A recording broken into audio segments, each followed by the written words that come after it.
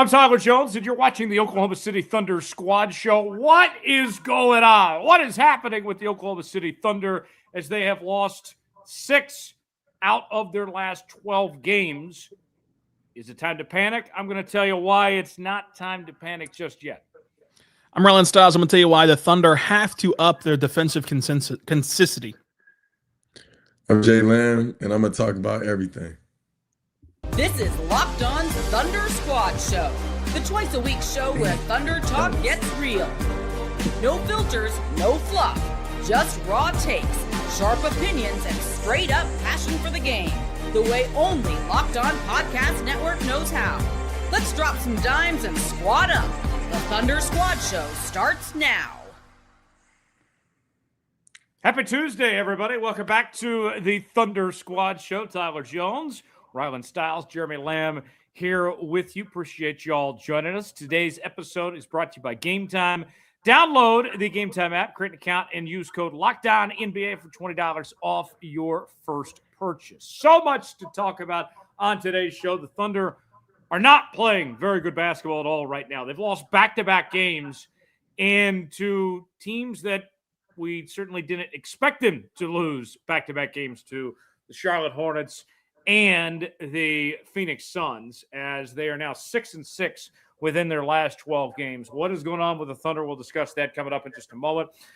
Mark Daigneault is not too worried about things. He has a plan for what this team needs to do going forward. We'll talk about that. Also, I-Hart, haven't seen a ton of him as of late.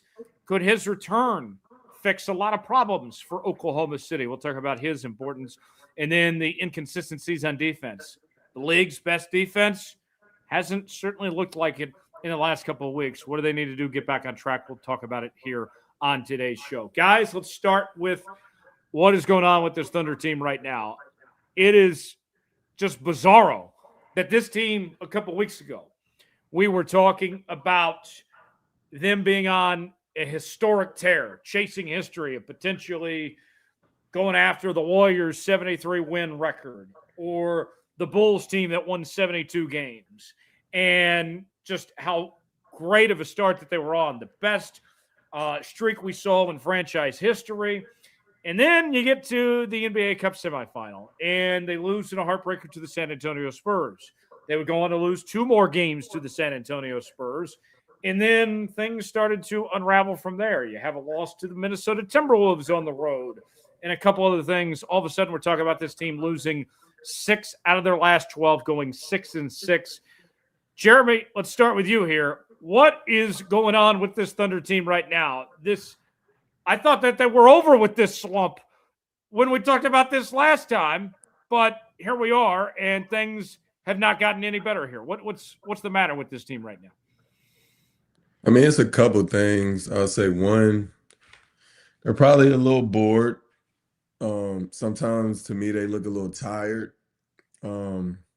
But I think at the end of the day, they've had a lot of injuries. A lot of people been in and out. To start the season, we talked about how great they were, beating historic records. We just thinking, oh, are they going to win 70 games, 75 games, just really, amping them up. But at the same time, we thought when everybody come back, they're just going to be off and running. And I just think, people got to relearn to play with each other, different lineups. It's just, even though they have great chemistry, they all have great relationships, you still got to continue to build your chemistry just because it's a different year, different teams. Y'all have different plays, different personnel. It's just, even though they have a lot of people back, it's still, every year is different. So I wouldn't panic. I just think at the end of the day, they only got 7 losses. They're on a 2-game losing streak. It's only 2 games. I know last year they didn't go 2 games in a row losing, but at the same time, that happens. And it's good for a young team, for a young coach to learn these different lessons going through the regular season. And, they know now that they're not Superman. People can beat them if they're not focused. And at the end of the day, they just haven't been playing defense like they started the year. You see them getting easy buckets, people getting layups. scoring early in the shot clock. Like, people really had to work for their buckets up until now. Now that people are able to break them down, people getting to the free throw line, getting layups, and you just didn't see that earlier. So I wouldn't panic, but you definitely got to learn from the things that you're not doing up to par or as well as you can. Rylan, we know that the NBA, this league's tough. Everybody at some point is going to go through a slump of some sorts, no matter how good you are. But are you surprised that this has continued in the fashion that it has of going 6-6 in the last 12 games? Did you ever think it would get to this point? I thought that they would get over this by now. I was surprised it went through a slump personally, but I'm surprised that it's gotten to this. What say you?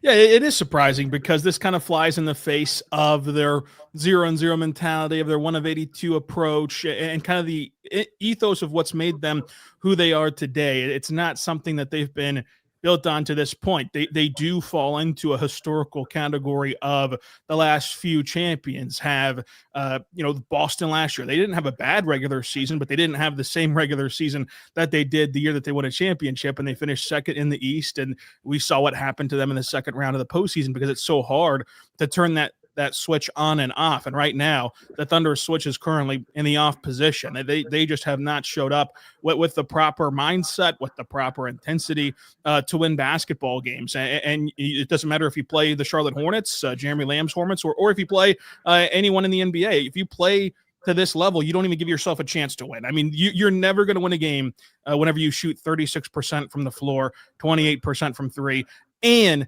66% from the free throw line. And the Hornets, for as bad as they beat the Thunder, they also just couldn't give the Thunder points. They gave them 27 free throw attempts last night. The Thunder could not score even at the charity stripe. Nothing was working for Oklahoma City last night. And this is kind of to Alex Caruso's point of, yes, like there are teams who have just flat out beat them, and there has been some external factors in there, but it's mostly internal. That last year they really took every game with a better mindset of trying to prove themselves, trying to garner that respect, trying to show that they can do it as a team that hadn't won anything. And this year, you've seen them in this month stretch only play 3 games so far since December 10th, where they played 48 minutes to their identity, and past that, even in wins like the win against the Sixers last week, like the win against the Hawks last week, they don't play 48 minutes of basketball. They're good enough in the second half to win the game anyhow. But whenever you don't even play 1 minute last night of Thunder basketball, you get blown out by the Charlotte Hornets, a sub-500 team that is going to be in the lottery yet again. While they do have some nice young pieces, this Thunder team is leaps and bounds better than Charlotte. That's not any breaking news of sorts. So it is surprising to see their drop-off, mentally their drop-off in the sense of, effort. Frankly, this is a team that last night didn't give any effort on the glass, didn't give any effort defensively. We've seen Mark get more effort out of a 21 team than he got out of this team last night, and it is going to be on the players to figure this out. Now, it is a long season. You're going to go through spells like this. Sam Presti in 2023 talked about how the sky will fall on every team, and you just hope that it falls on you for only a month and not several months, and you can work your way through it. They're in the midst of having to work their way through it right now. And it's a long season. There's a short off season. The injuries have piled up for this team, both with Jalen Williams not looking to himself because of the offseason wrist surgery, not having Isaiah Hartenstein for 5 games in a row has certainly hurt them. But at a certain point, like the injuries and the marathon of a season can't make it this bad where you get blown out by Charlotte. Charlotte was also playing 3 games in 4 nights, just like Oklahoma City was playing 3 games in 4 nights on the second night of a back-to-back. So I think that when you look at it, it has been surprising. But do you really expect this trend to continue?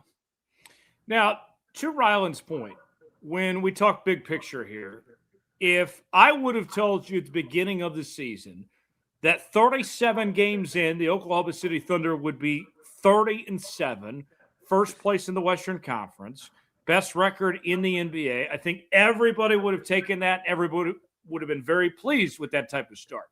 But it's the path that I think is kind of thrown everybody off here, that you played so good for the first month and a half, 2 months, compared to this 12-game stretch that has, I think, everybody perplexed here, Jeremy, is that it's like we've seen two different teams in the last 12 games compared to the games prior to that. It's a start you would take, but it's two different worlds, it seems.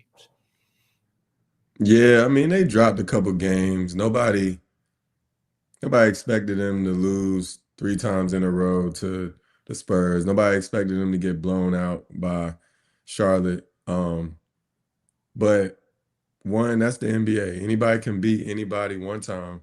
But two, I've never been a team, or I've never met a player that has had that juice every single night for 82 games. It just don't, it's impossible to happen. I mean, if a team, even back then when the Spurs, they were sharing the ball, they had Tony Parker and Patty Mills, Tim Duncan, Manu Ginobili.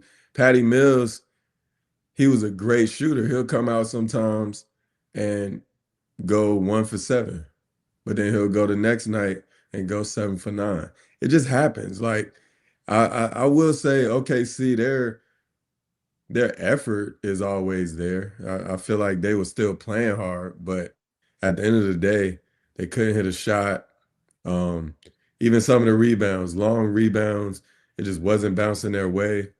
I mean, from game to game is different. So I don't want to, panic or, say that they're not playing like they should. But at the end of the day, like Rylan said, it's about how long it's going to last, because this is going to happen throughout the season.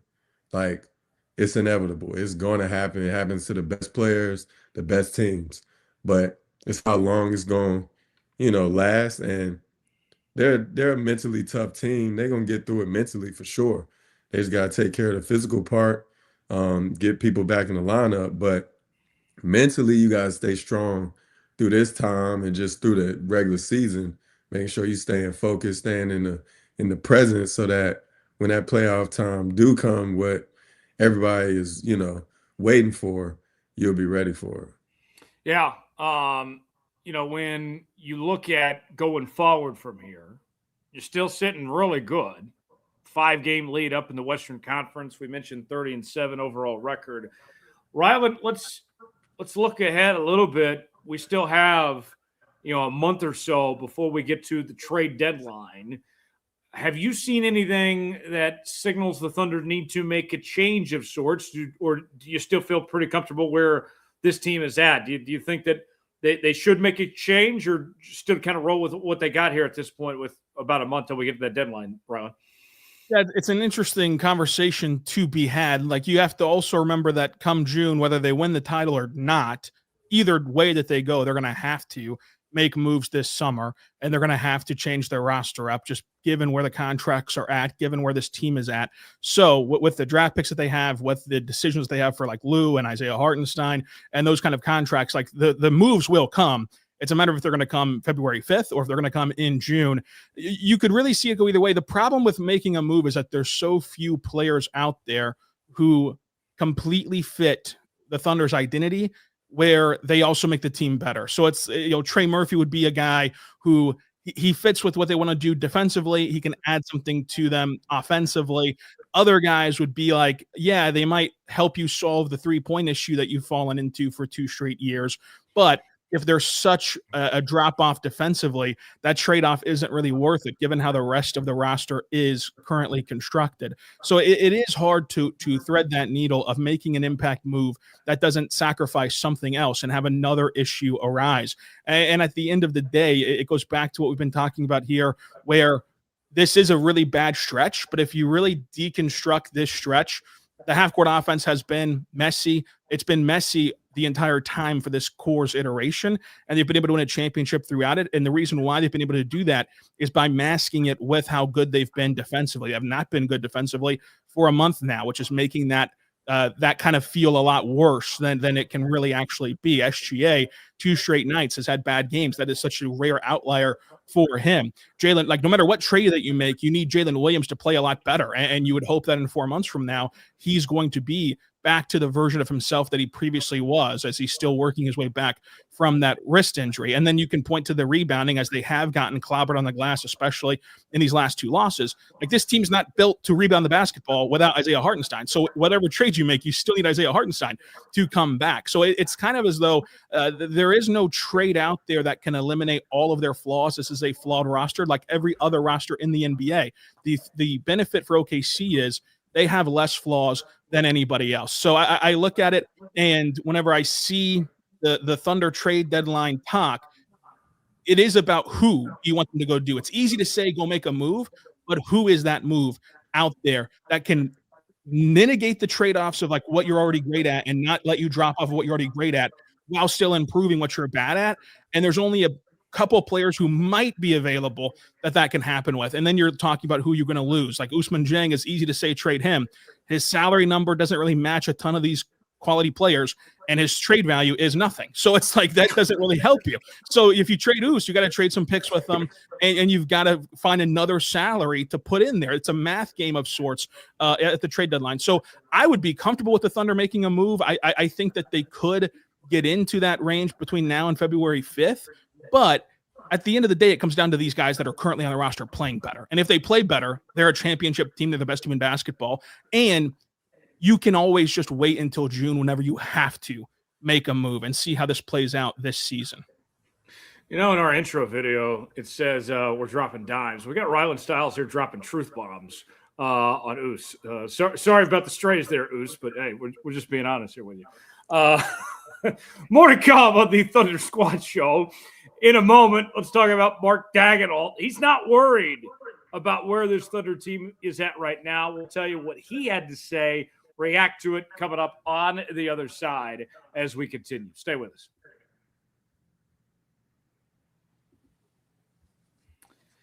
Fridays already feel different during basketball season, and FanDuel is making them even better. Every Friday night before the games tip off, FanDuel gives fans a new way to kick off the weekend with NBA Happy Hour.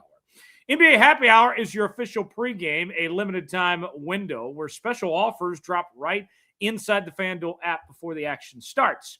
Fridays from 6 to 7:30 Eastern, that would be 5 to 6:30 Central for you Thunder fans, have become appointment viewing with NBA Happy Hour. Opening the FanDuel app during Happy Hour always brings something new, boosts, bonuses, and surprises. It's easy to check the weekly specials before tip-off and make a move before the window closes. So before tip-off, check the FanDuel app and see what's dropping during NBA Happy Hour every Friday from 6 to 7:30 p.m. Eastern. That's 5 to 6:30 Central. A little basketball, a little action, a whole lot of Friday energy. That's NBA Happy Hour, only on FanDuel, the official sportsbook partner of the NBA. Thunder Squad show rolls on. Tyler Jones, Rylan Stiles, Jeremy Lamb back here with you now. Appreciate y'all hanging out with us here on this Tuesday. Thank you for making the Locked On Thunder podcast your first listen of the day. And thank you for making Locked On the #1 sports podcast network. If you haven't already, go check out our new Everydayer Club. Access to an ad-free audio feed of the Locked On Thunder podcast, compatible with Apple Podcasts, Spotify, and every other major podcast app. An invite to the members-only Locked On Everydayer Club Discord server, which includes a group chat just for listeners of this show. All you have to do, my friends, is go to lockedonthunder.supercast.com or tap the link in the show notes to learn more.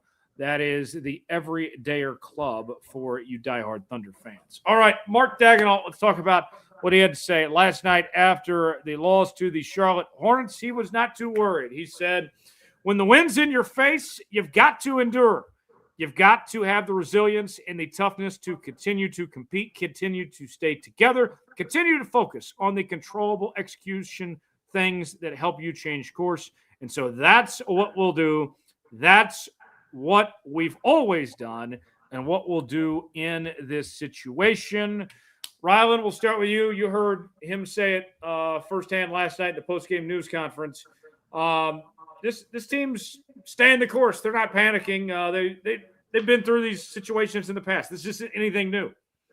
Yeah, I mean they went on two-game losing streaks last year. They've already been on two-game losing streaks this year. This of course has been a messier stretch for them than they've battled through in the past. Once they've gotten to this point, in their core's iteration. But when you look at it, there really isn't anything to do panic-wise or any dramatic changes to make, other than the what Alex Caruso talks about and the last two losses until Charlotte, like after that Christmas Day game against the Spurs, after that game in Phoenix, he talks about their mindset not being right. And it goes back to what was the conversation around this team in the offseason, whenever there wasn't anything to talk about in the sense of they brought back 99% of this roster.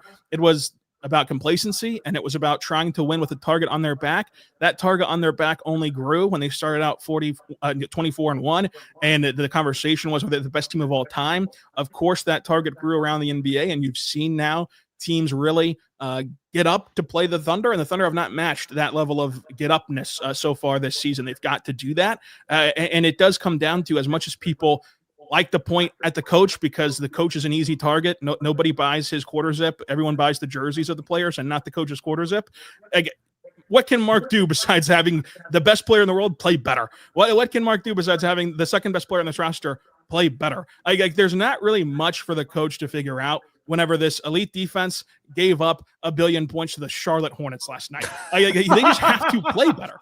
And so you can't panic. You can't make any dramatic moves. You've just got to get these guys to give more effort. And I don't think that that's a Mark problem. I think that that's a player problem. And, they do, to Jeremy's point earlier, look a little bored, look a little disinterested for the first time in a regular season in 5 years. And that is surprising because that's not what you're used to seeing. But to Jeremy's point, that is normal through the course of an 82-game NBA season. And it does feel like ever since the win record's been out of the picture that you've seen this lapse of effort. But they're gonna get this car back on the road, I think, and they have to stay that course. They really have no other choice.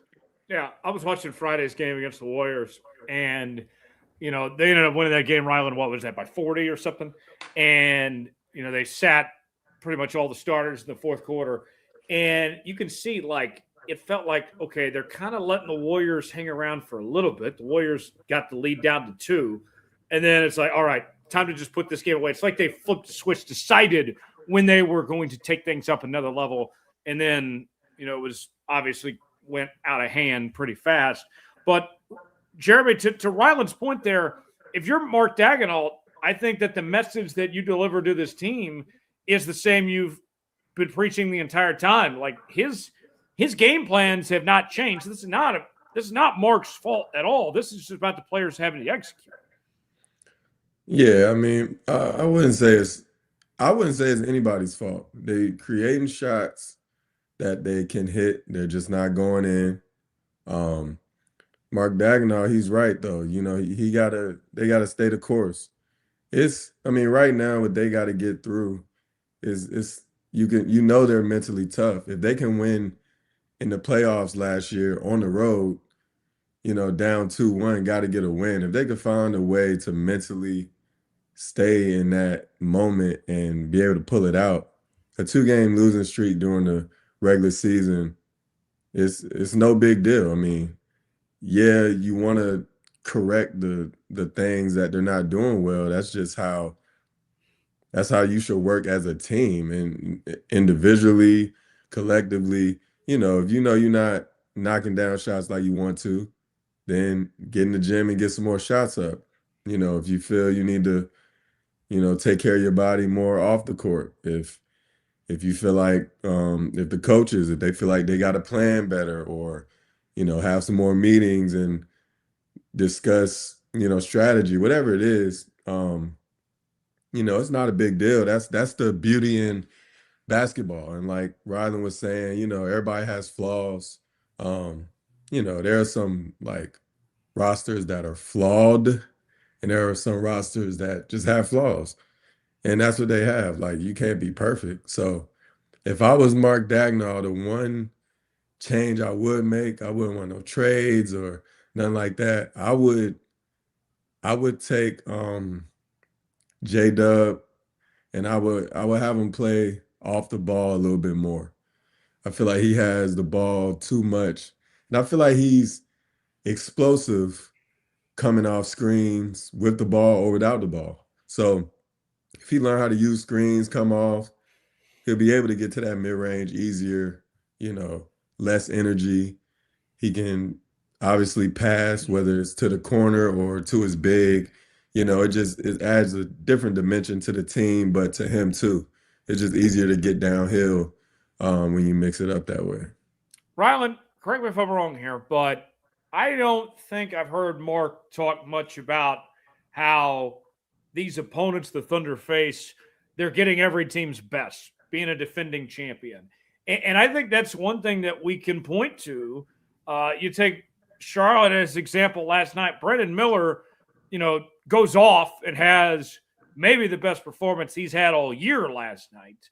And there's a little extra motivation for a guy like Brandon Miller playing against the defending champions and all that. Like, you are going to get everybody's best. And maybe that message needs to be communicated, or maybe taking a couple losses like this will get these guys' attention of sorts. But it's totally different now for this team, Rylan, of this campaign, the 25 through 26 campaign, of being the hunted as opposed to being the hunter, and they're experiencing that firsthand. Yeah, I back at the media day and training camp, he talked about like having to deal with a different level of noise. Like in the past, the noise was very obvious. Like, oh, this team is too young to win. They've never done it before. Like that is very much approachable for a team. That's more common to have teams be doubted. And then he talked about at training camp, like the noise this year will be a lot different. It'll be what we ended up seeing, like, oh, who can beat this Thunder team? Oh, they're the best. And you can't fall into that outside noise in either direction. So he talked about it before the year started. And then once the year began, he hasn't brought it up much. Mark is a very good coach at not trying to bring up anything that could even remotely sound like an excuse. I asked him about the schedule, and he said that you can't have a victim mindset. Every team has a bad schedule through a certain part of the season. But the message is still being communicated, and part of why it is because he lets players have so much ownership over the leadership part of the team, and he really validates and wants the player feedback. And you're hearing from Alex Caruso publicly about the mindset not being right in the last two losses. So you can only imagine what Alex Caruso, a veteran who's seen teams go through stretches like this but still come out of it on the other side in a positive way, you can only imagine what he's saying privately. So I do think that the message is still being communicated about how to deal with this. Yeah, I think so. You're watching the Thunder Squad Show right here on the Locked On Podcast Network. Tyler Jones, Jeremy Lamb, Rylan Stiles here with you on this Tuesday afternoon. Appreciate y'all joining us. Jeremy, when you look at where the Thunder are currently sitting at this point with what Mark Daigneault has done with this team, like I think too, one thing you could potentially see is, okay, if this guy isn't, given something, or if you don't like what you're seeing, like this is where you have that opportunity to make those changes in a lineup and experiment and maybe get guys' attention that way potentially. Like there's some, I would say, some you can use. You certainly use this as a learning or grants of facing this adversity to get guys' attention. I mean, you definitely use it as a learning tool. Like I said, you don't want to just run through the regular season and think everything's great. Then you go into the playoffs and didn't learn from your mistakes in the regular season. So I would say definitely learn and teach. Learn from the mistakes, but nah, I wouldn't. I'm not changing the lineup. They got 7 losses. I mean, the 2-game losing streak. It's not terrible. Their terrible loss was yesterday. No matter what team it is, whether it's the Hornets or whether it's the Pistons, like you shouldn't lose by 40 at home to nobody. So yeah, that's a learning experience for sure. But no, I definitely wouldn't just start looking at how I'm going to change the lineup. Nah, they got a good solid core. They doing their thing. Like there's no reason to really look to really switch things up, but to reply to Thunder Rolls. We did not we did not call the Thunder a fraud. We said they have flaws and other teams are flawed. So let's get that straight. We all love the Thunder here, so stop playing. A little different. Flaws and frauds. Yes, the Thunder, despite how good the start was in being the defending champions, yes, this team has its own flaws too. But ultimately, I think they're going to be just fine. More to come here on the Thunder Squad Show. In a moment, let's talk about I-Hart. We haven't seen much of him as of late, and Thunder are struggling in the paint. And when it comes to crashing the boards, how important is I-Hart, and what will his return potentially mean for this Thunder team? We'll talk about that and more coming up in just a moment. Stay with us right here as we continue on the Thunder Squad Show. New year, new systems. This is the time when a lot of us look at the messier parts of how we're running our business and think there has to be a better way, and there is. Streamlining your communication is one of the quickest upgrades you can make. That's why today's episode is brought to you by Quo, spelled Quo, the smarter way to run your business communications. Because when your team is reachable, organized, and communicating in one place, you're not just working cleaner, you're creating more opportunities to connect with customers. Your whole team can call and text from one shared business number, so nothing gets missed. Everyone sees the full conversation thread, which makes replies faster and more personal. It works right from your phone or computer, and you can even keep your existing number. It's no surprise, Quo is the #1 rated business phone system on G2, trusted by more than 90,000 businesses, from solo operators to growing teams. Make this the year where no opportunity and no customer slips away. Try Quo for free. Plus, get 20% off your first 6 months when you go to quo.com/LockedOnNBA. That's QUO.com/LockedOnNBA. Quo, no missed calls, no missed customers. Check them out now.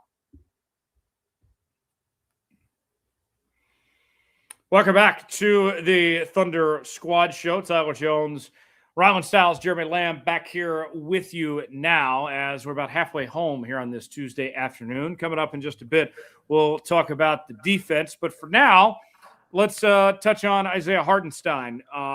I-Hart this season has played in 24 games, and he's played pretty well when we've seen him. But that is the key, my friends, when we have seen him. It's been a while. It's been 5 straight games since I-Hart last played, and he's been in and out pretty much all season at this point. Let's go over the numbers for you. In those 24 games he's played, I-Hart's averaging 11.2 points, 10.4 rebounds, 3 assists, 1.1 steals, and 0.8 blocks per game. Rylan, we'll start with you. I-Hart, when he's not out there, this changes a lot for this Thunder team. I think when we point to this losing streak and them not playing so great in these last 12 games, a lot of it you can point to is them not having I-Hart out there. Yeah, I mean, it changes everything for this team on both ends of the floor. I mean, and you lose a big body protecting the rim, and you've especially not had Jay Will out there either, so you're relying on Brendan Carlson to be your backup center, and he has some obvious deficiencies that we've talked about on this show. But the rebounding, you can squarely put it on I-Hart. Not only does he individually get rebounds, but the ways that he can box out and use his frame to push guys out of a play and let others clean up some messes on the glass is really lost from this team. Defensively, he's a really good defensive center at deterring shots and not letting you score in the paint. When him and Chet are out there, it's really hard to get into the paint. And then offensively, everything. You miss his passing ability because that can get you into higher quality shots. You miss his screen setting ability because that can help J-Dub and especially the non-Shea lineups get into cleaner and better actions. His floater and play finishing as a lob threat is also sorely missed for this team. So, I mean, it's no surprise that this team is built on having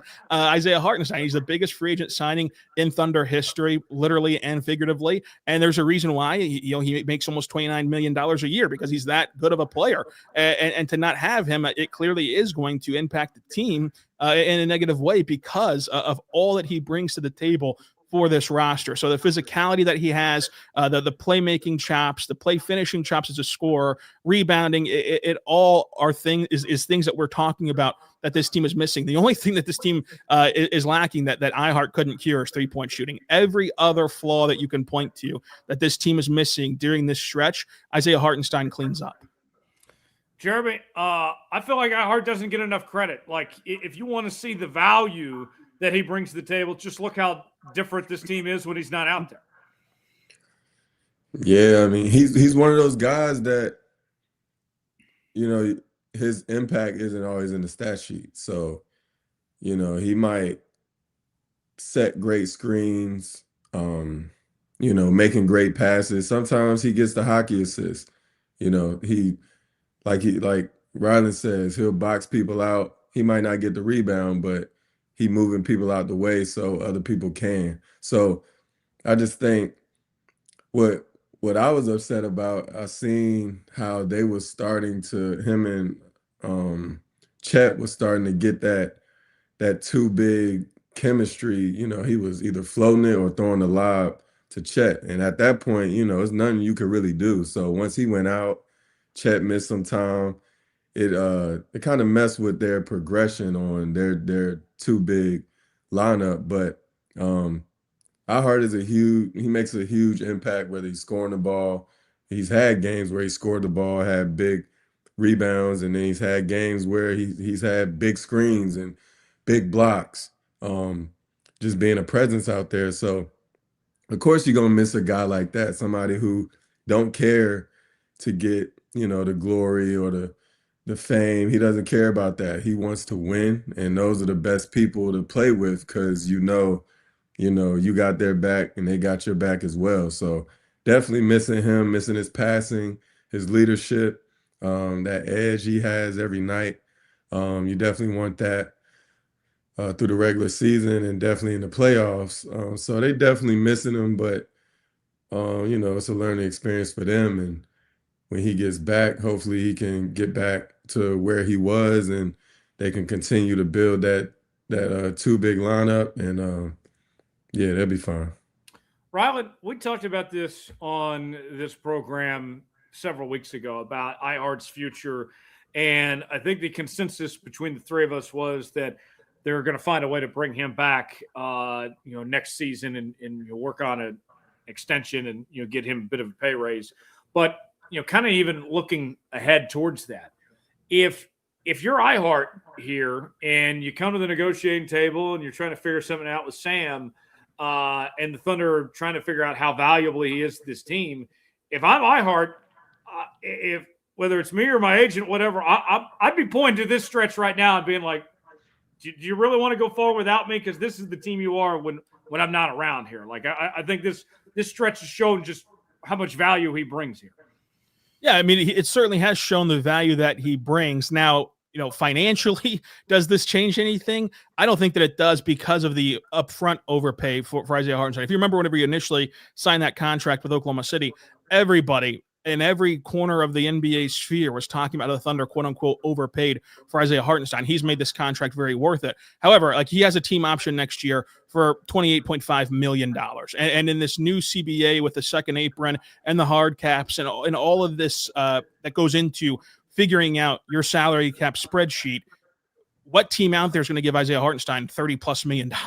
Like that, he's a really good player, but he's kind of maxed out his earning potential with that initial contract in Oklahoma City. He might get a bump to $30 million flat up, and that's fine. That's something that he can work through. But it is not something that I think will directly cause the Thunder to have to significantly bump up his salary. I think that there's a real world in which they can just accept his team option and move things around accordingly. But I don't think it's changed much financially. I do think it's changed a lot in this court of public opinion of, okay, everyone knew that to keep Isaiah Hartenstein, you would have to shuffle around some guys that are fan favorites, some guys that you really love.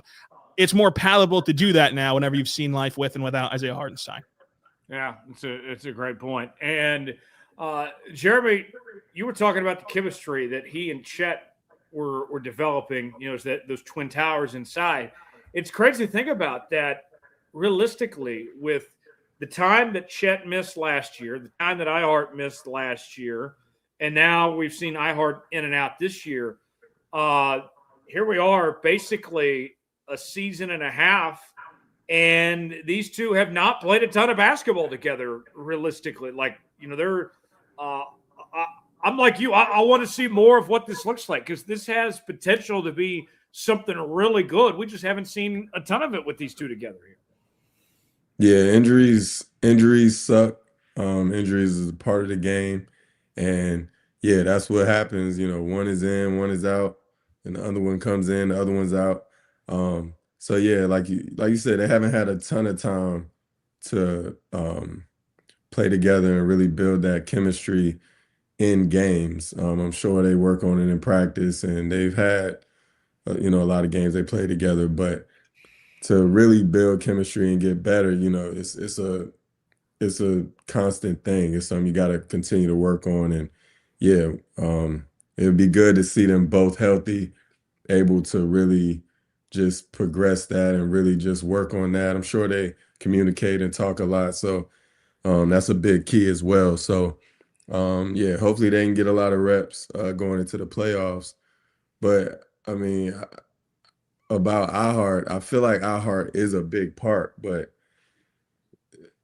it's been a lot of open missed threes and people missing easy shots. Like, I just feel like the offense is a little out of whack. It doesn't just have to do with I-Hart being gone. So I wouldn't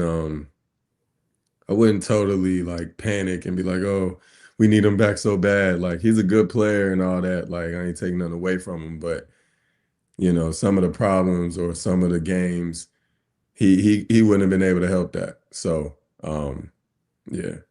No, it's totally fair. Totally fair. Great point. Jeremy Lamb, Rylan Stiles, Tyler Jones here with you. Thunder Squad Show on a Tuesday. Appreciate you all joining us here on the Lockdown Podcast Network. Now, Rylan, here's something else I'll bring up. When we talk about injuries and all that with Isaiah Hartenstein, missed a decent amount of time this year, decent amount of time last year. Should this potentially be a concern when we get to April and May and potentially June of if Isaiah Hartenstein is going to be available or not? It feels like it's been very hit and miss with him here. Yeah, I wouldn't say so, only from the standpoint of, we have to see what this right soleus strain ends up being this year. Like, I think that we'll have a clearer picture of that at the end of the season, because last year's sample size of him missing games, I mean, he broke his hand in the preseason. That's not even a real injury. I mean, it obviously is a real injury, but in the sense of like, a broken hand is not going to linger or cause any sort of issues moving forward. It's just a fluke thing that happened in a preseason game, dunking too hard in San Antonio. Like, it's not something that really matters. The soleus strain, though, does matter, and he dealt with it last year as well. But last year, he contained the issue to missing, about 5 games before he returned. This year, he dealt with it and missed 6 games and then returned, and then now is dealing with it again for a 5-game stretch here. That is something that, of course, they're going to have to clear up. They have much more information than we do on that front. So if they were comfortable with it moving forward and signed him to a deal, I think that would signal that everything checks out there. And obviously, there's a level here of like, maybe they're allowing him to miss more games because they understand that, hey, you have a 4-game lead on the number 1 seed in the West. The win total does not matter. You're not going to break any sort of records. All you need to do is get the 1 seed in the West. That's it. Like, whether you end up with 60 wins, 68 wins again, or 70 wins, the 1 seed's the 1 seed. Your path is your path once you get to the 1 seed. And so it's most important to have him in 4 months from now versus having him right now before the All-Star break. So the right soleus strain, I would grant, could be a little bit of a question mark, but that would be something that we wouldn't be able to answer because we don't have his medical file. Yeah, so you think there's a decent chance that he's being held out of games right now, Rylan, that if it were more meaningful, if it was the postseason, that he would be playing in? I think that whenever you look at the aggravation that he suffered in Philadelphia, it would be wise against Philadelphia in Oklahoma City, it would be wise for the Thunder to take as long as possible right now. Yeah. Because you do not want to mess around with any sort of calf injuries at all. And because he's so valuable come playoff time. So I wouldn't be surprised if they begin to, nurse him throughout the rest of this season. Now, as far as like these initial 5 games, I think that he's legitimately hurt. Like, he pulled up lame in a bad way. I mean, he pulled up lame before he landed. That's how bad it was. Like the second he left the ground, he was hurt. So he's like legitimately hurt right now. I want to be very clear on that. And I think that you now have the opportunity to hold him out longer until he's 100%. There you go. More to come. Our final segment here on the Thunder Squad Show. Let's talk about the defense. Been very inconsistent as of late, not playing to Oklahoma City's standard. It's been their identity is their defense. The defense first team. What do they need to do to get back on track? We'll discuss that as we continue. Final segment next. During basketball season, there's nothing like being in the building, the energy, the crowd, that first big run that gets everyone on their feet. Fans want to be there for those moments, not stuck refreshing screens or guessing what tickets are really going to cost. That's where Game Time comes in. The Game Time app gives fans the advantage back, making it incredibly easy to score amazing tickets. Fast, simple, and without the guesswork. Browsing the Game Time app is straightforward and intuitive. Finding tickets takes just a few taps. Seeing the view from your seat before buying makes choosing tickets easy and confident. Prices include fees up front, so the total is clear from the start. Take the guesswork out of buying tickets with Game Time. Download the Game Time app, create an account, and use code LOCKEDONNBA. That's LOCKEDONNBA for $20 off your first purchase. Download the Game Time app and get in on the action.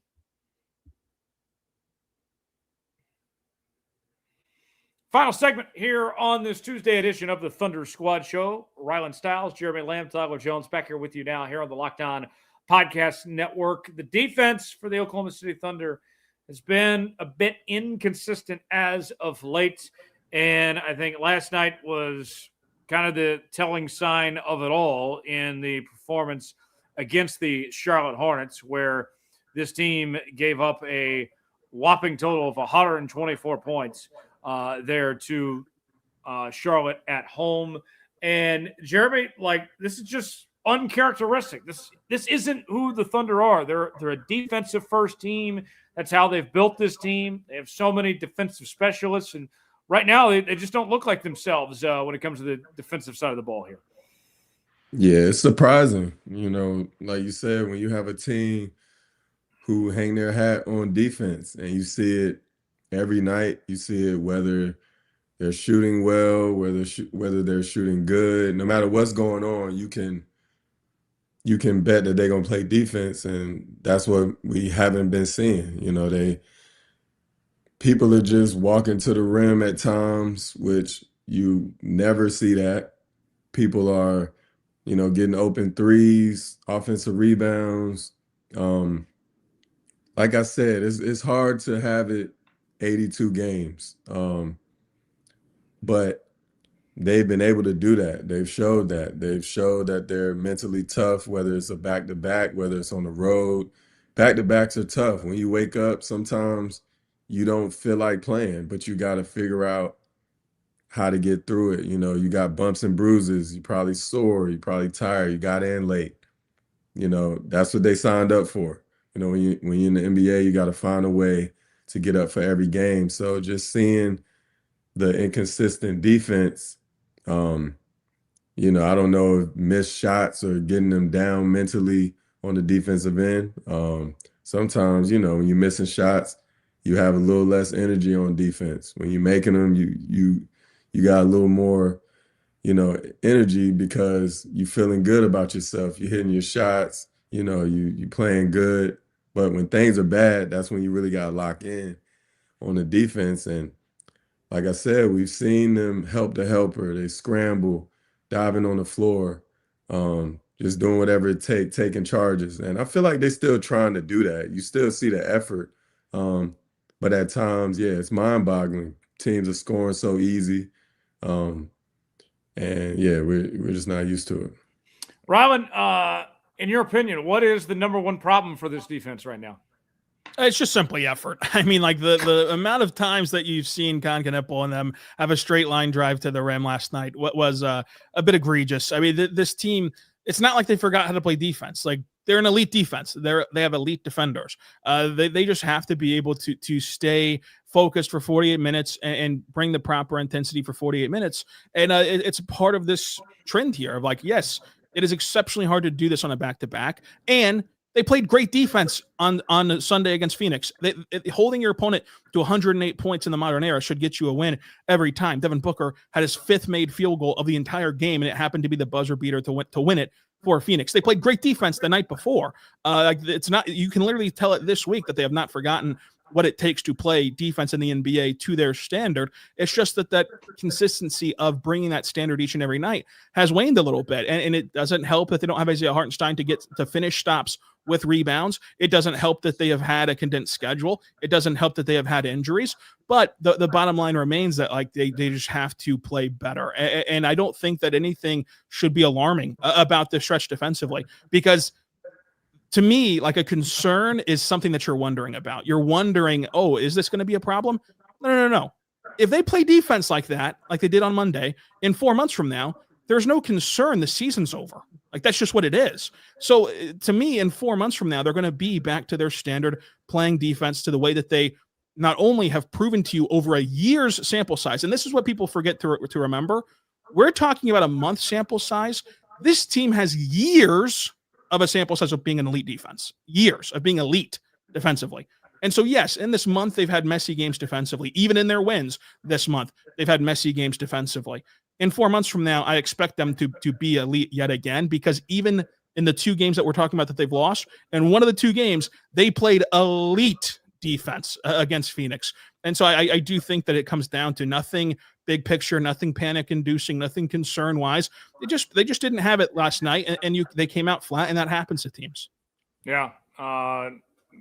That's the nature of the beast sometimes, the way things goes as far as that go. We're here on the Thunder Squad Show today with Rylan Stiles, Jeremy Lamb, Tyler Jones back here with you, and I appreciate y'all joining us.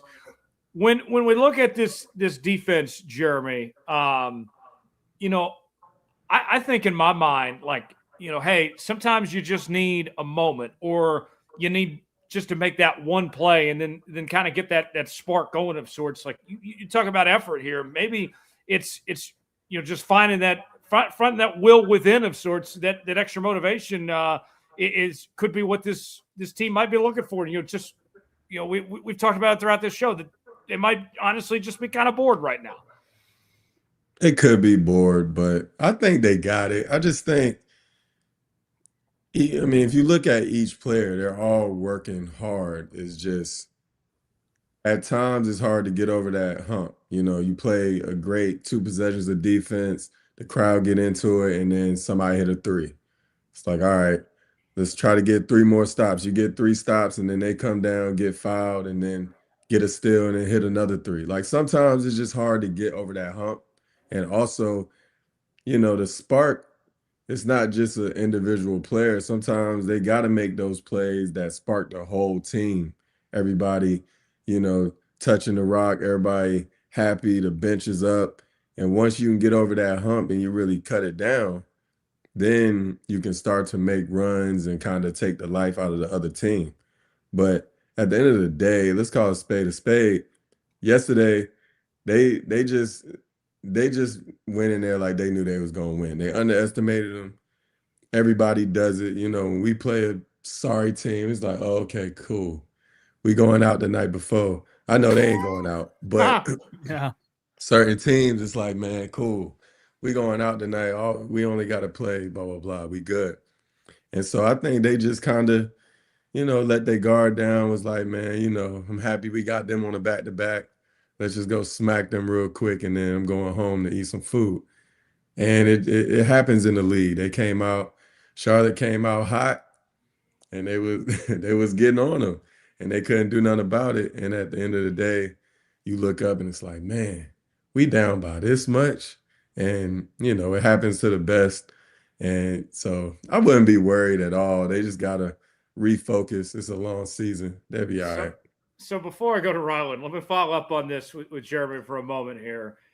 It sounds like you're speaking from experience of a guy that maybe enjoyed a night out, a time or two, and then had a letdown the next day, where potentially, hypothetically speaking, you may have experienced this before. Not Nah, I've heard that before. You've got a heard lot of this vets. before. They've told me You have stuff. strong sources on this stuff. Right. Yeah, you read things on IG and stuff. Yeah, right. So when that does happen, does that kind of hit you in the mouth a bit from the people you've talked to and your sources? What do they kind of feel like when it actually happens? Like, what's kind of the reaction when you do get hit in the mouth like that after taking a team lightly? Yeah, they said, they feel good. And then they said come game time, they're a little more out of breath. They're surprised that they don't got that next level that they can go. They don't got the energy to do it. And next thing you know, you look up, or they would look up, and you're down like 50. Happens to the best of us. Yeah, happens to them. The best of them. Yeah. Them. Yes. Yeah. Brick. You know what? Rylan's probably even joined a time or two at Bricktown and then suffered the next day because of it. Oh yeah, I mean, there's been some days where you walk into the Paycom Center after a few Diet Millers and you might be a little bit off your game. Diet Millers. I thought you were a Coors Banquet guy. Come on now, Rylan. Oh yeah, I go both ways. Rylan, as we're kind of wrapping up, final thoughts on the Thunder defense. Anything you want to add here? Yeah, I mean, I think that Jeremy hit the nail on the head. I mean, this is a team that has only had one loss at home this year. They haven't lost to an Eastern Conference opponent in a year, quite literally a year since that Cavs lost last January. In a regular season game, yes. In a regular season game, correct. And whenever you look at it, they expected themselves to bounce back as they often have. They expected themselves to take care of a bad team as they often have. And they went out to lunch. They were not there. I mean, they got disrespected in their own home by the Charlotte Hornets last night. They got up 21-9 and it was smooth sailing from there. And I think that one of the biggest lessons that they're learning here is not only how hard it is to flip that switch on and off defensively, but you go back to that Atlanta game that they won. So it's not just about them losing. That Atlanta game that they won, if you let a team get comfortable and get confident offensively, even whenever you do your job, in that second half defensively, the Thunder did their job against Atlanta, and they played with much more energy, much more intensity. They contested every shot. Atlanta just happened to keep making shots because they were already in rhythm. They were already comfortable. And I think that these games, even with the win Atlanta, the loss to Charlotte, it just shows you that, even if you did your job after initially not, they're already comfortable at that point. They're already in rhythm. They're already making their shots. You've got to be on your stuff if you're a defensive team from the word go. It's a little bit easier to turn it on and off offensively because it's more controllable. Defensively, you've really got to make them uncomfortable from opening tip-off to the end of the game. No question about it. Looking ahead for the Thunder, you get the Jazz tomorrow at home, and then you get the Grizzlies on the road on Friday, and then you come home to take on the Miami Heat, and then it's another home game with the San Antonio Spurs, followed by a road game against the Houston Rockets. So the next couple games, not bad, the Jazz and Grizzlies, but then taking on playoff and play-in type caliber teams we're talking about here with Miami and San Antonio and Houston and all that. It's going to be a very interesting stretch and not a whole lot of off days either for this team as they're playing pretty much every other day for the next month or so. As far as that goes. Thanks for tuning in to the Thunder Squad Show, the Locked On Thunder podcast. Make sure you subscribe and follow the Locked On Thunder podcast so you get all the latest episodes. If you never miss an episode, the Everydayer Club is built for you. Get the Locked On Thunder podcast ad-free, plus members-only Discord access and more. All you have to do, my friends, is go to lockedonthunder.supercast.com. and you can join the club. For those of you on video, we send you the first ever 24/7 national NBA YouTube channel. On audio, make sure to make it your second listen, NBA Game Night on Locked On NBA. That almost about does it for us today. We'll be back again on Thursday, same time, same place, 3:30 Central Time. And Rylan, you'll have more on the channel the next couple of days, including reaction tomorrow when the Thunder take on the Jazz there. Yeah, that's right. We have Nick Crane coming on Wednesday morning to discuss is your guy? Is there any panic about the Thunder on Wednesday morning? Of course, Wednesday night, we'll recap that Jazz game. Thursday, we'll be back with Elijah with Derek Parker at 2 p.m. and this show at 3:30 p.m. And then Friday, we'll have another appearance by Justin Martinez of the Oklahoman, getting you set for a very fun week ahead for the Thunder. This is going to be a bit of a gut check week next week whenever they play Miami, San Antonio, Houston, like a lot of good matchups coming up for OKC. Looking forward to it. We'll get out of here. For Jeremy Lamb, Rylan Stiles, I'm Tyler Jones. Have a great Tuesday, everybody. We'll see you on Thursday. So long, everybody.